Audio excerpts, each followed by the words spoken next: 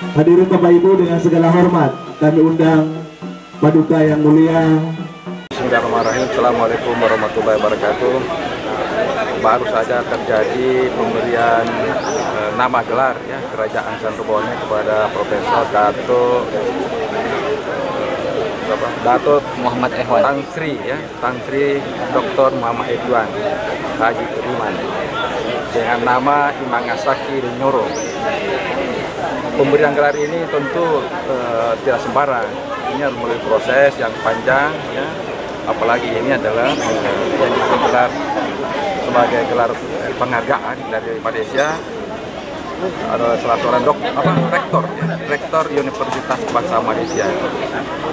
Sebenarnya kedua ini sebelumnya memang sudah saling berhubungan, ya. Masing-masing kerajaan, ada kerajaan Malaysia, ada kerajaan Santorboneh. Nah, sekarang ini adalah saling menguatkan. Jadi namanya saja Imangasaki Rinyoro itu adalah bagaimana dia punya kekuatan, ya, kuat mendorong, ya, kuat memajukan antara kedua peradaban kerajaan, baik kerajaan Santorboneh maupun kerajaan Malaysia.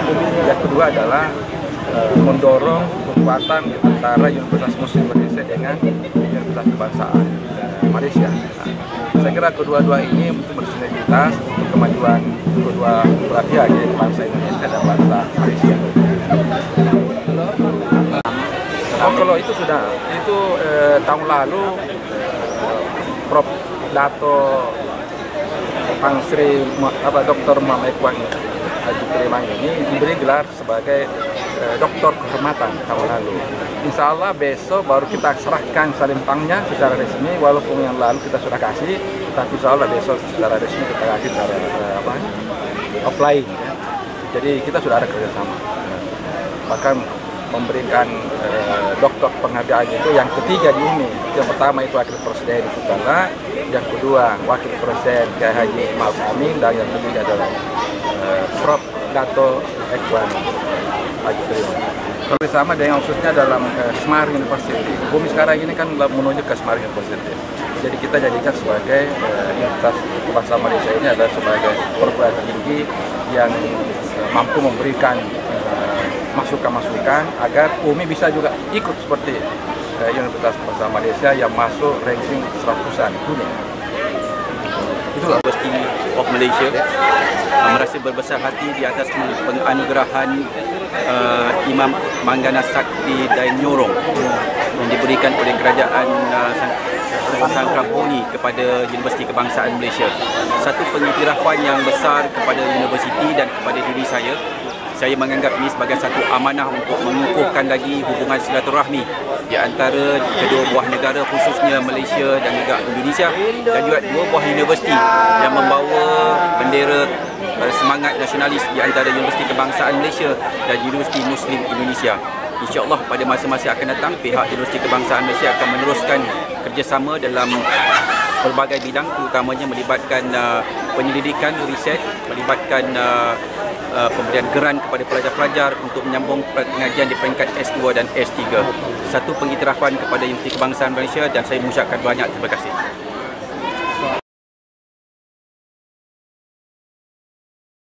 Yang penting dengan pengiktirafan yang diberikan ini, kita boleh mengukuhkan lagi kegiatan pariwisata, kegiatan pelancongan khususnya, dan juga kajian-kajian yang berkaitan dengannya diaspora Melayu dan diaspora Bugis, terutamanya yang berada di Tanah Melayu dan juga di Sumatera Utara. Saya yakin pengiktirafan ini penting untuk kita bangunkan satu mekanisme di mana budaya kita adalah satu budaya yang sama di antara Makassar dan juga khususnya di Malaysia ini. Dan insya-Allah kita akan teruskan hubungan baik ini lah.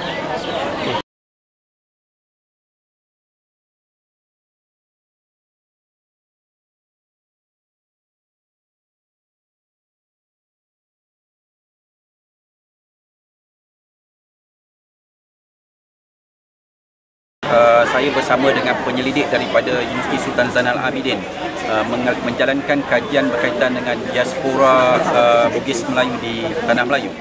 Dan kajian kami banyak melihat kepada sosio budaya,